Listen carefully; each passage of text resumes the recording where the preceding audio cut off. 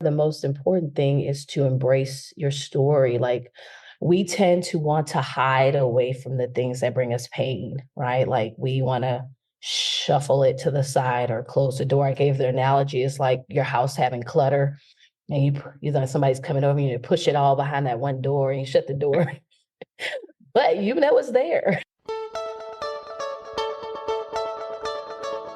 Welcome to the Real Estate Mogul MD podcast. Thanks for tuning in and taking control of your financial future. This is a show where we not only motivate and inspire, we give you actionable real-world experience to help you live life by design. You'll hear journeys and stories from other physicians, investors, coaches, consultants, and entrepreneurs. And now, here's your host, Brett Riggins. You know, our journeys in life and maybe your journey in medicine is this way too. It doesn't always end up the way that we thought it was going to go. And that's absolutely fine. Life is typically a journey that's stacked with experiences. And the very cool thing that we're going to talk about again today here on the show is embracing the pivot. And today's guest it's her second time back on the show. Always love chatting with her. We're going to talk about embracing the pivot, what that means with her journey, becoming an entrepreneur now and dabbling into real estate here a little bit, what that means for investing. Everybody, please welcome back to the show, board certified pediatrician, Dr. Jess Daigle. Jess, welcome back to the show. We did it once again. This is our second recording. So thankful for your time today. Thank you so much. Thank you. Thank you for having me. And last time we jumped into some stuff about emails and calendars and all this fun stuff, VAs, and your medical career and just career as mom and me, MD, as all of that stuff is exploding and growing and managing life. I want to turn our focus a little bit this time and talk a little bit about the medical journey and how that relates to real estate. Does that sound like fun? Yeah, I think Awesome. It's good. Well, let's just tell everybody just kind of like a general summary of where you started in medicine and where you're at now, how that led to Mom and Me MD. Okay.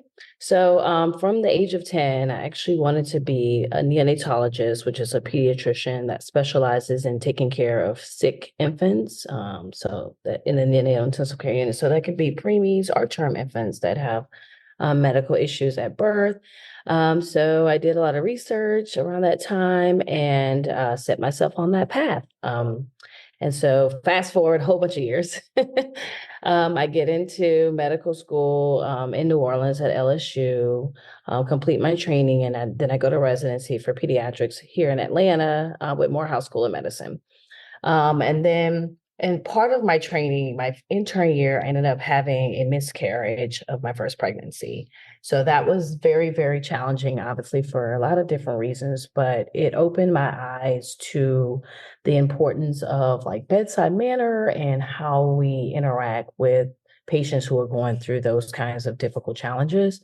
And then that put me at high risk for my pregnancies, for any future pregnancies when you have any of those types of issues. And so my second pregnancy, I started to have some of the same early labor symptoms around like 22 weeks gestation. And so with my pregnancy where I had my miscarriage, my OB had wanted me to bed rest, but I was like, I don't know what that means. Like, you know, staying at home and like sitting down was not really, I guess in my mind at the time, I thought I was resting as much as I could. I wasn't like doing a lot of heavy lifting or anything, but I was still moving around like normal, I think.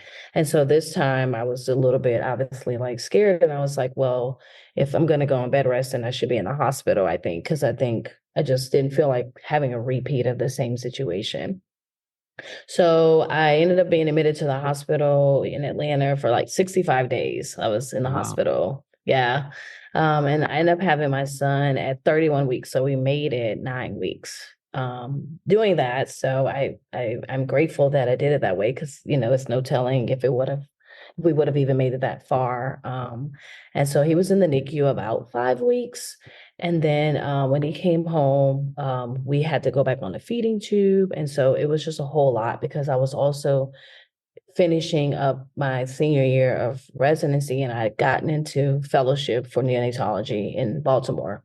So I ended up finishing all my training late, like because of the bed rest and because of the NICU stay. I was delayed about 4 or 5 months. And so I started everything. I finished off cycle, I started residency fellowship off cycle. And, in medicine, I think many of us tend to be type A, like we're like, go get us, like, this is what we're going to do. And this is how we're going to do it. And so, but I hadn't realized that like having a child, like really like monumentally adjusts your life. Like you have to make space for that. Mm-hmm. I tried to like compartmentalize, like, okay, I got this baby and I'm gonna keep on like going on with my life plans. And I didn't realize how it was really impacting me. So I wasn't really thriving in fellowship. Like I was getting the work done and doing all the things, but I was separated from my son. My husband had kept him down in Louisiana with him because he also was doing his own business and things. And so we were trying to figure out where was the best fit. And so just given all of that, I ended up resigning towards the end of my first year because it just wasn't like working out the way that I had thought it would. So I ended up getting a job in a level 2 NICU in Atlanta, well, a little bit south of Atlanta. And I worked that all the way up until 2022 when I resigned to do my business, only because the company I was working for had given me like an ultimatum, like, you either do that or you work for us. And I was like, well, this is a no-brainer. I'm going to work for myself Mm-hmm. and do like locums and travel because I had already been doing that. So even after I left fellowship, locums tenens, for those who most physicians probably know, but just in case, is when you can work at other places. Like it's almost like the physician version of a traveling nurse, but Mm-hmm. you're doing it as a doctor. And so just like with nurses, like sometimes some hospitals have shortages where they need physicians to cover because people are going on leave or they are retiring or just quitting the job or different things. And so the hospitals still need people to cover the hospital, right? So I would help out in those assignments in the nursery and the NICU. And so that was my way of still doing the work that I loved without going through that second part of my training. And so that's how, so kind of towards maybe a little bit during the pandemic is when I kind of started feeling a little bit restless. It really had nothing to do with the pandemic so much as because interestingly, even though I was in the NICU nursery and we were impacted by the pandemic, but I don't think it was to the degree that other people were, like in the IC, like traditional adult ICUs or the ER or the patient floors. I feel like we were kind of a little bit walled off being in the nursery NICU. Like we were screening moms, and there were some moms who were be positive or babies who would be, but I feel a little bit more protected in that sense. So but it was really that I just felt like I wanted more, like there was more for me to do and more that I could do. And I would always have patients that would always want to follow with me when they leave the hospital. And I'd be like, I only work in the hospital. Like I was against anything doing my own business because I was like, it's easy. I just wake up, I go to the hospital, I do my work, I go home, like I was like, I don't have to worry about all these other things that you have to worry about with business. Mm-hmm. But I couldn't stop like that feeling like that maybe I should be listening to that, that voice and other people who are like, hey, you need to work with people outside of the hospital. So then I really didn't want to do full on like regular clinic, even though that's what my husband thinks I should do. He was like, you just need to open your own clinic. You'd like have everybody in your clinic. I was like, but I don't want that. Like I love working with babies and that's my focus, like babies and moms. And especially after my own experience, I really started to really share my journey with the families in the NICU or even moms on labor delivery who would be dealing with a miscarriage or loss. And I realized that that's where my passion lied, in sharing my story and helping other people realize they were not alone.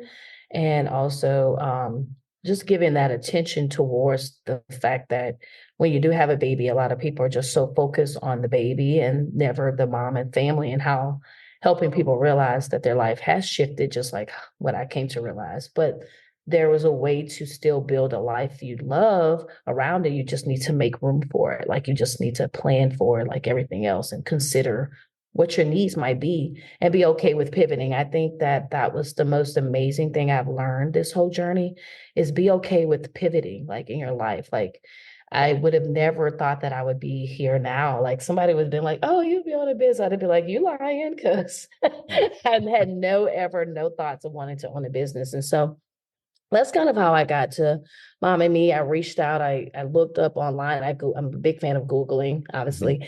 And I was just like, is there anybody even out here doing anything in the home after people leave the hospital? Like, I was like, what does home health for doctors or moms look like? And I came across a doctor who's a neonatologist that stopped working in the NICU to do what I wanted to do. And I reached out to her. I was like, oh my God, like, how crazy is that other people have the same idea? And so then I found a community, and then the rest is history after that. That's beautiful. I had a guest related to the entrepreneurial path, but in medicine, it was more along the lines of device and testing, stuff like that. But the one thing that stuck out to me, Jess, was embrace the pivot. And it's so remarkable because everybody has their own journey. And this is medicine outside of medicine. Everybody has their own journey. And the blessings that we have is we stretch out this path, these little verticals that happen. And the verticals will tie in equity in relationships, equity in resources, these kind of things. And then we create these opportunities. So as we stack these verticals, it's that little bit, that embrace the pivot, that little tiny thing, because you're following your passion, you're still able. And I think the really cool thing that I hear in your story too is being able to understand what you want and what you don't want. I mean, we may not all have that easy button to say, yep, that aligns. Nope, that doesn't. It's not that clear cut. But No. having that idea of like, no, I just don't want to do that. This is what I want to do. And I think that's key, finding that place where you're emotionally wealthy and Yes. that piece where you have the love, you have the ability. So that's really, really remarkable. I Yeah. would love to ask you a question. Hmm. What advice would you have for mothers who have just experienced that loss, that miscarriage loss? I think the most important thing, because I actually just spoke with a lady who reached out with me yesterday. We were on the phone for about an hour yesterday. She resonated with a post of mine that talked about like having another child after having a loss, and being okay with that and getting to that place in your life. And I was telling her the most important thing is to embrace your story. Like, we tend to want to hide away from the things that bring us pain, right? Like, we want to shuffle it to the side or close the door. I gave the analogy, it's like your house having clutter, and you know somebody's coming over you, and you push it all behind that one door and you shut the door. But you know it's there. Uh, And it doesn't go away. And the fact that you know it's there, it still weighs on you. It still has impact whether you're looking at it through your eyes or not, right? You know it's there. It's the same way with grief and with dealing with pain. I think that's the one thing that has helped me, is that I've always been okay being authentic in my experiences with whatever. I remember my mom used to always be like, when I was little, she'd be like, don't let people see you cry. And I'd be like, I don't care about yeah. them. Like, this is for my own healing. Like, this is me. If I'm mad and I want to cry or I'm frustrated, that's me being real.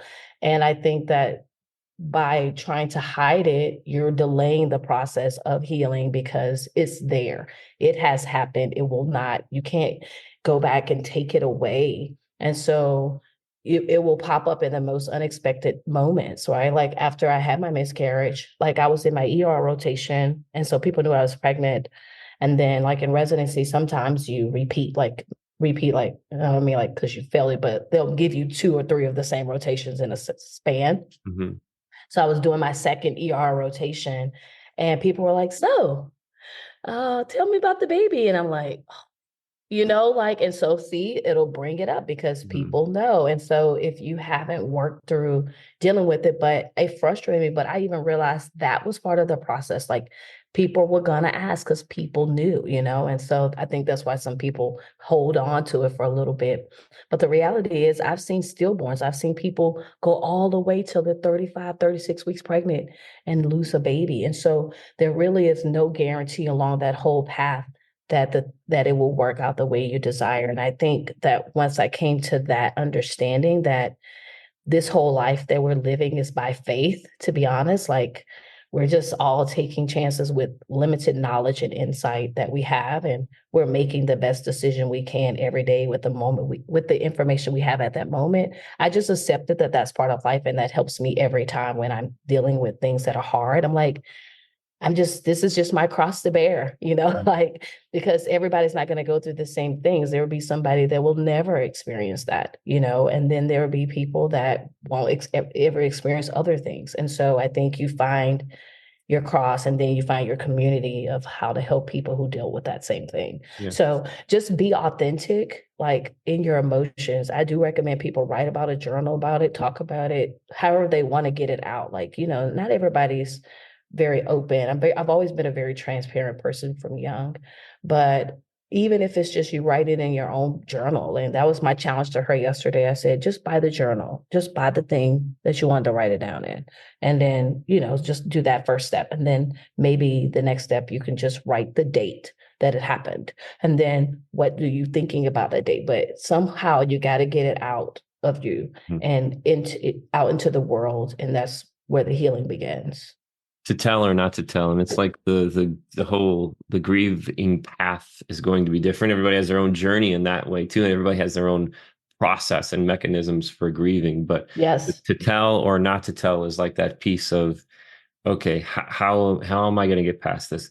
How is this going to work? And then the thing about it going by faith is, what am I to learn from this experience? Is this a pivot for me? How can I grow from this? Because how religion, everybody has their own religion. For me, and I heard somebody speak of it this weekend, was tuning our hearts to the truth of God and making sure that we are focused on that truth.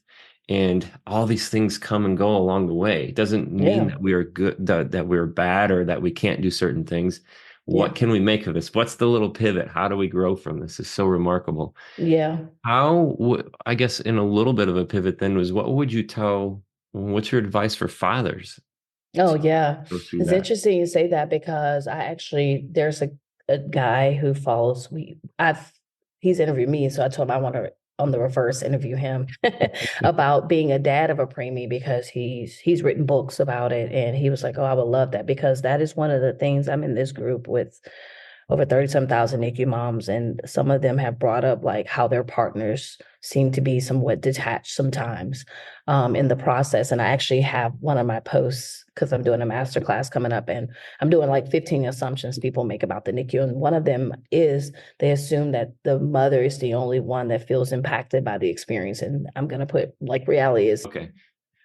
So you're talking about interviewing the preemie guy, the father, because people in the group talk about they talk about feeling like their partners are detached, and the reality is I told her what my response to one of the ladies when she said that was that, well, I asked her to get curious, to ask him what were his thoughts and feelings, because sometimes we feel people should respond the way we do to things, and that's one thing I have learned is that I feel like men and women just respond differently to a lot of things. And I said that that's no different, regardless of whatever circumstance you're in. It could be something happy or something sad. Like, speaking of real estate, my husband sells homes, and when he makes a sale, he does not get excited. He's like, hey, we closed on a house. We're closing on a house next week. And he just says it like he's talking about going to the grocery store. And I'd be like, yeah, you know what? And so I was like, I realized he doesn't get excited about much, And so it's the same thing in that, like, even when my son was born early, he didn't want to hold him. He was scared. He thought he was too fragile, too soft. And sometimes that's what the men tend to feel. I think men, and you could speak or agree on this, but tend to want to fix the problems. And if they feel like it's not something that they can fix, it's like they kind of hold off or hold back or reserve. And so I encouraged her to get curious with him and say, hey, how is this impacting you? I know how it's impacting me, and just start asking questions, as opposed to judging that he didn't cry because you cried, or he doesn't want to visit every day because you visit every day, because the attachment is going to be different. And then another lady shared like how her husband seemed distant, but then once he came home, really picked up into things. And so I think it's just really understanding that they are impacted. And I think sometimes too, in the medical community, I'm very sensitive to this. We tend to do a disservice to the fathers. Like, sometimes when they come, say the mom and the dad are both sitting at the bedside, sometimes people or staff tend to only address the mom. And I talk to both of them. If the mom is sitting down to visit a baby, I bring a chair up and ask the dad would he like to sit down too. And then I even ask him, hey, do you want to do skin to skin too? And so it's just really acknowledging that they are present and there too, and that they're not going to necessarily have the same response, but it doesn't mean that they don't care. You ask and inquire, and let them know, like, hey, I'm here too if you need to talk about it, or what is one way we can help you on this journey. But there are dads out there that are willing to talk about it. I think you just have to be willing to ask the question and ask the right question. Yeah, definitely. Like to fix things. I think that's instilled in men generally. Just like to fix things, and that idea in relationship beyond the baby piece is just, you don't have to fix it. Just listen, understand, be there, kind of thing. That's and the true. challenge on top of that, just too, is this fact versus opinion. And then our perception of this, creates, if there's no communication, creates these walls and these problems that may not even exist. And then it comes down to just communicating and building a strong relationship between husband and wife, between father and mother there. So crazy. So much of this going on. Where you say your husband's in real estate, well, tell us a little bit about your experience in real estate, because on top of all of this, following your passion, and you share that with so many other physicians as well too, there's this other piece that's building the wealth and investing, and you've got your debt and paying off the debt, and then where does that leave Jess right now with investments in real estate? Well, my husband, I never really was a person that was into anything real estate until, dealing with him. And then also I only just joined social media like maybe in 2021, I think it was, like maybe towards the end of the pandemic when I got interested in the business. And so by being in the community with other doctors, I started seeing things like passive income MD and real estate MD and all these other things with doctors doing this. And only became interested because of my husband. It's kind of like why I watch football, because of him. But he always he came up like he owns auto body shop, so he grew up doing car repairs because that's what his dad owned.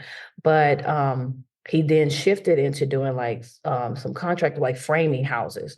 And then when he used to see like what he got paid compared to what the person got paid who sold the house, he was like, he's always been an entrepreneur. I think that's just a note. But he was like, why would I can do this just as well enough as they can. And so, he went and did all like the education and the learning, and then he bought up all this land. And I was just like, why are you buying this property and all this property? And we have a lot of property in Louisiana where we're from. And so he bought up about maybe at first like 6 lots. And his dad, God rest his soul, he passed away in 2020. But prior to that, my father-in-law had challenged him. He's like, Junior, what are you doing with all this land? Like, what are you going to do with this land? And he was like, you keep saying you're going to build a house, you're going to build a house. And then my husband like took that challenge and like went up with his first house, and like he sold it. And then after that, I think the bug just bit. And so far we've sold 11 homes over the last 3 years. And he's bought, I think we have about 40 acres of land that he owns. And his big thing now is to build a development. Like he wants to build like his own subdivision. And so I just been inspired by him because he's always been like a very like go-getter type of person. And I always was just like, I'm just going to go to the hospital and go home. Like that was me. Like I felt like I became a doctor, check. I've achieved all I'm going to do in life. Yeah, that's funny. But just being around him and seeing like it through his vision, and that's what really got me into it. And then just into learning about it and seeing what other doctors are doing with things like short-term rentals and all the things that people are doing. But it's really because of him, because otherwise I have some family, like one of my aunts does like those like investments in big things. I think she just invested in something that's going up in Houston. I don't think it's syndicate. I have to ask if that's what it is considered. I'm still learning a lot of those terms, by the way. But she's just put in something where they're going to get a nice return back from a big development that's going on like in Houston with some friends of hers that do real estate regularly, like as full time. Hmm. And so just really just because of like the just being married to him is really what piqued my interest, and just wanted to somehow contribute to that knowledge of what he's doing. That's what really got me interested in it a little bit more. Very interesting. Yeah, and the piece of I love that, and the development piece. As a builder, construction guy myself, my experience is architectural engineering, construction management. So Okay. that whole, I've got that bug for sure. So that's awesome. That piece is a what I call a kill and eat. It's a kill and eat where I've got to go out and I've got to do it in order to get paid from it. So I think Yeah. the next piece is that you mentioned syndication type investments, Hmm. but where can this passion or this little bug twitch turn into uh, that consistent income? And it's not passive. There's no such thing as passive I income, agree.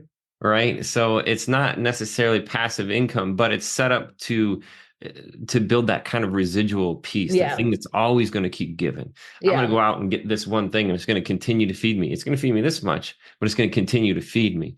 The Yeah. thing that's interesting about the syndications is you can get cash flow, but typically they're going to be set up for somewhere between a 2 and 5 year exit. And Yeah. those exits are where those equity multiples come in. And that's where those bigger bubbles come in.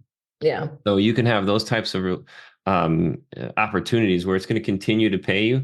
And then you have these upsides on these turns as well, too. Yeah. Somewhat more passive if you're a limited partner than Hmm. what developing a house or spec building or developing, especially developing a subdivision, because then you've got the utilities and this infrastructure that's going to go Yeah. in. And I mean, you could be putting million plus 2 million, multi-million dollars into these things before they even start turning That's back. true. Yeah, what Uh, he's thought about doing was pre-selling like the lots. I think he's already did the poles, and then I think he's got the roadway part, like where they separated it out. And you would have to talk to him to make sure I'm saying all this stuff right. yeah, But I think one of his things was to pre-sell like the lots yeah, and like let that be a lot of some of the money that he used to like then yeah. put back into there. But I think he's been like grappling with, does he complete the whole thing or he sell the lots and kind of come on out to Atlanta and start doing something here. Right. I know what you're getting at too, like in terms of I think the only way you would be able to do that is if you have like rental housing or something like that where you're getting paid every month.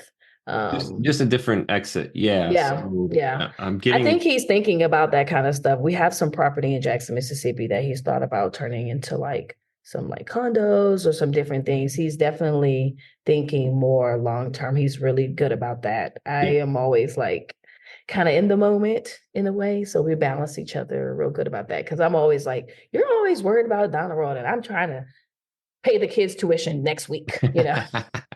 Yeah, yeah.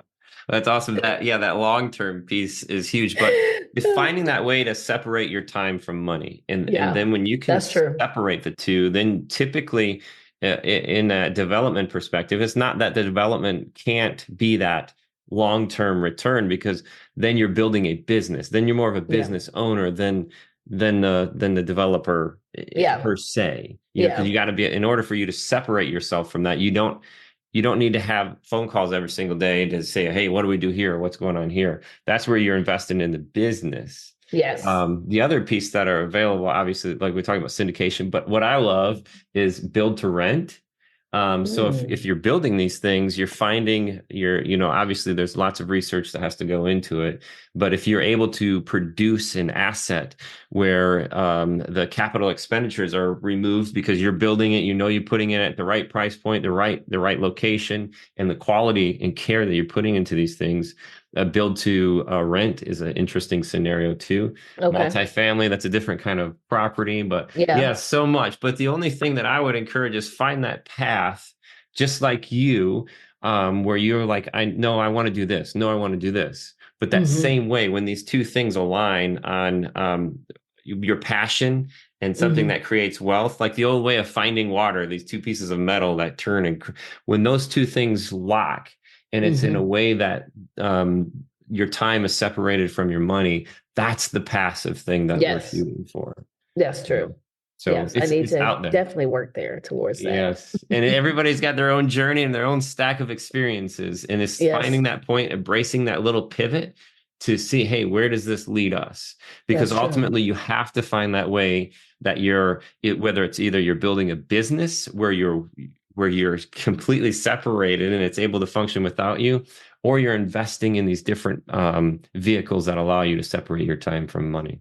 Yes, that's definitely one of the things I've been thinking about that too. It's so interesting because even in my business, I hadn't really thought that far about like, well, what I want other people to do, the things that I'm doing. I think I'm just still building like proof of concept in a way. And I think it's so hard for me sometimes too, because it's so easy for me to rely on the fact that I already have this skill of being a doctor and I really like it. So I know a lot of my colleagues are have been dealing with like burnout in Mm, medicine. And I certainly have had moments where I've just been like, "Ugh," but I really love the work that I do. And so my answer has been to just scale back on how much I work. Because mm, sometimes I would just say yes just because I had the time, meaning I was off, or like, oh yes, I'm not really doing anything on Monday. Yeah, I'll help out at the hospital or the clinic. But I've learned that I don't have to give my time away like that all the time. And I've prioritized, for me right now, is like spending time with my kids and being involved in the things that they have going on because they're young, 10 and 5. And so can't get that time back if I'm just always like at the hospital. So this year I've built it where I'm only going to work max 10 days a month. And then the rest of the time, I'm going to focus on building my business and thinking of how I would get it to a place where it would be detached from me, my time, which would mean I would have to hire people to do what I love to do too. And so I was telling someone, I don't think I'll ever 100% be separated unless I just really don't want to practice medicine anymore, because I really do still enjoy practicing medicine. I just don't necessarily think I want to have to do it every day, but I love going to deliveries. I still love holding little babies. mhm. And so I will just have to see when I feel like that's not what I want to do with my time, Yeah. but I still feel like I want to be involved in it in some way, even if it's through, I don't know, administration or just something, some way where I have some long-term impact on Yeah. on lives in that way. Embracing that pivot along this journey, because Yeah. and it's this thing, it's like I always tell everybody, I love saying, it's like, what do you do? Well, I'm actually retired, because I'm doing what I love all the time, and I can't That's believe like good. this is actually work, right? I'm in real Yeah. estate, and there's just lots of things moving, but ultimately I will never retire in the my air quotes here, in the true or the conditioned Yes. version of what that means for people, Yeah. because just like you love to hold babies, I love real estate. Like it gives me goosebumps about like different ways and being able to help other people to do that. But building that path or that journey is this direction we're going of doing something because we want to, not because we have to. And what gives us that opportunity is providing value that's beyond what most people are capable of providing. So, in Hmm. this business that you are building, if there's a purpose, then there should be a process. And when you start, finding this process and drafting these flows and workflows, that enables you to get out of the certain things. And each time you do that, you're pulling yourself away from the business, not because you want to or you have to. It's because that will allow you to do the things that you want to do. And if you Hmm. want to go and hold a baby 10 days a month, then Jess gets to go and hold a baby for 10 days a month as long as she wants to. Just the Hmm. the diligence and the um obedience, I guess, of that today presents the opportunities for tomorrow. And that's That's that true. delayed gratification that we put in to I love get that. this air quotes passive income. Just, I think I asked you this before. If you could go back 10 years and on the idea of entrepreneur this time, if you could go back 10 years and set beside somebody who had a similar kind of path in 10 years, I mean, this is right. Your son was born, I believe, right around that time. Mm-hmm. And, lots of stuff going on with, residency, all this kind of stuff. What Mm-hmm. would you tell that person who had a similar goal or path trajectory as you? Was like, hey, I'm not really interested in doing the own business thing. I'm happy with what I'm doing. What would you tell that person? Oh, I don't know. Do you mean like in terms of what would just anything I would tell them or Yeah, just because you've okay. now you're 10 years from that, 10 years Okay. removed from that point in your Hmm. life, and you seem to be very happy with where you're at now. What would you Yeah. tell that person who maybe have that similar idea of what they want to do with their Okay. life? I think I would just say be kind of like what I've already said, like be okay with pivoting, be okay like understanding that what you initially wanted to do, because again, like I said, I wanted to work with this specific population, that it may not necessarily look like the way that you imagine it, but it doesn't mean that it can't be what something you would imagine. It because we're still again walking out what our life is going to look like every day. And so just be open to the possibility of things being different and you still being okay and happy with that difference than what you desire.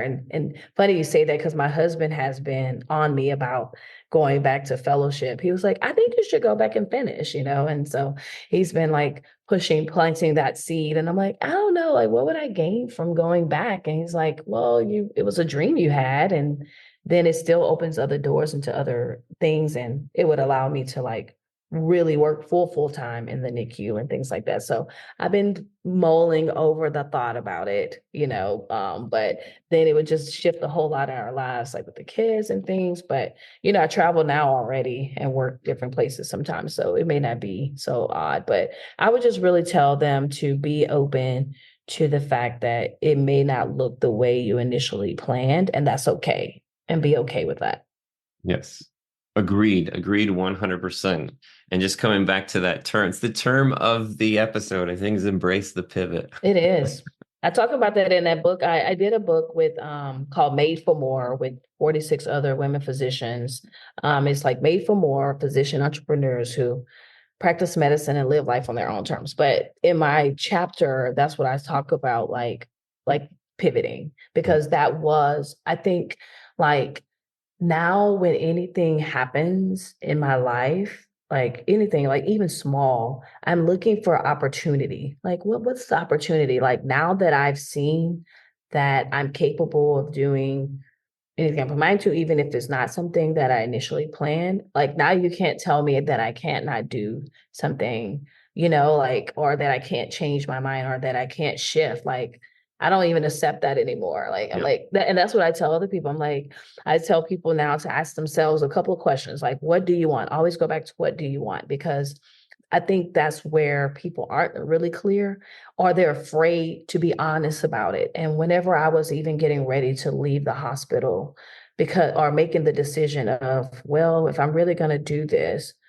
like I was, we tend to think about what other people are going to think. If we're being honest, like unless we've gotten to a place where we are just really focused on our authentic like thoughts and feelings about things, most of the time we go to do something, we're like, we'll have that thought like, oh, well, what will so and so say? What would this person Mhm. think? And I'm like, now I've trained myself to be like, answer back, like, okay, well, so what if they think like the thought will still come? Because, we're in a world of comparison and people thoughts and Human nature. opinions. Yes. Yeah. But then I don't let that stop me anymore. I just go back to like in my most heart. And it was one of my friends, she's a physician coach. She had kind of planted that little seed of like, if you could just have your ideal life, she was like, I want you to close your eyes and just walk me through your day. Like, what does that look like? And that really helped me because I felt free to just like create the day that I really wanted. Like I don't like, let me not put any barriers or boundaries. And I wrote it out like this is what, and so then I was like, okay, I'm okay leaving this job because I can do the work that I love anywhere that there are moms and babies. It doesn't Hmm. matter. I can be in any country. I can be in any continent or whatever, right? And so that freed me because I was so trapped to I have to do it at this place, and it's like that's not true. Like like there's lots of moms and babies that could be impacted by the work that I do. And so that freed me up so much. And so I want that freedom. When people are always talking about like freedom, I think it's freedom in our minds that we need. Hmm. Not so much like, because then that will determine the freedom of our actions and where we are, what we're doing. If we free our minds first from the fears and the thoughts of other people and things like that. Obviously, I'm not saying like go do something that's going to hurt somebody. It'd be crazy. I just mean if it's towards good and purpose, then be free to like pursue that path. Absolutely. Yeah, it is come back to that thing. If your heart is tuned to the truth, if your heart is tuned to the right thing, freeing your mind, removing limitations, and comparing yourself to yourself, really. I mean, Yes. no matter how tuned you are, you constantly, again, back to the conversation or what I had the opportunity to listen to yesterday, and this is Monday, it was a Sunday, was tuning our hearts are like a stringed instrument. And I'm pointing Yeah. on the back of my wall. I've got a guitar here on my Yep. wall. And, professional musicians will tune those guitars before every single song. Yeah. Right. So no matter how tuned you are, it's something you constantly have to do. You That's constantly have to right. tune. You constantly have to keep it Yes. up. And it has to be tuned to the right thing That's is really right. important too. But that will give you that freedom and I that just agree. removing limitations. And it doesn't matter what so and so says. Right. Yeah. If your heart is tuned to the right thing, so what? We are Yeah. going to constantly have these things in our mind, these comparison things, all these human nature things. Yes. Stay tuned in and just stay connected and remove the limitations, and you will free yourself I 100%. agree. And it starts in your mind. It Jess, you does. are awesome. What was the name of You're that book? awesome. It's Made for More. It's on Amazon. Made for More, physician entrepreneurs who practice medicine and live life on their own terms. And so it's like 46, 47 accounts of different women physicians who talk about their own journeys to the freedom, and pivots that they made in their own life with like entrepreneurship and practicing medicine, even if it's like wasn't pursuing a business, but becoming an entrepreneur and really just leveling up in their voice. I was just it was just so huge being a part of it because that really was the realization I have that I'm more than just this one facet of a person, even as ever my business still is relates to medicine because I really feel like that's my calling more than a job. But it's still different facets, and I've just been opened up to so much. Like I've had speaking engagements and just all kinds of things that I never thought that I would be doing, but it's things that have always been inside of me as passions that are now able to come out, things that I've observed over time in medicine and just how we relate to patients and each other. I'm being offered platforms to speak about these things that are so important in our interactions with each other, especially as regards to medicine. And so I'm just so grateful and I'm blessed and I'm excited about just life. That's amazing. Well, we're going to put a link to that book. Congratulations, Okay. by the way. I know Thank it's an you. amazing feat. We'll Yeah. put that in the description. And calling over a career, calling, not a career. I think that's another great takeaway for today. So again, Yeah. Jess, thank you so much for your time. What's the Thank best you. way that the listeners could connect with you? Okay. Well, I'm on all social media platforms, but probably my main base is like my name, Jess Daigle, on Facebook, and then on Instagram, I'm under at @momandme_MD. So if they go to there, they'll see like my links and things. I'm working on actually now officially building a website for one Yay. to be a one place. I have a VA I'm working with. See, you Nice. impacted my life. Nice. That's beautiful.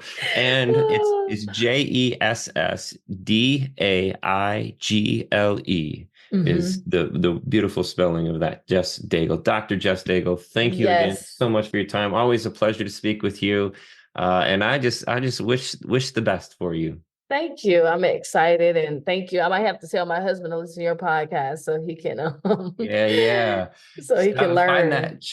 Where's that path? Where's that pivot from the kill and eat to to that constant platter, that constant feeding Yes, thing. I'm Where gonna can present it to him just like that. what can keep feeding me my dinner? Yeah. You're my dinner. All right, Jess, thank you so much. Have a great day. To the listeners out there You again too. today, thank you so much for your time. And more importantly, thank you for your attention. We all know that the world just tries to grab so much of that with the people creating these wonderful apps and the newest best thing on TV, always trying to steal our attention. But you're giving it to us today, and we thank you for that. If you have any questions, feel free to connect with us, info@physicianwealthsystems.com. Make any suggestions if you'd like to be a guest. Come on with it. Bring me my dinner. All right, Jess? All right. Thank you. Have a great day. This is the Real Estate Mogul MD.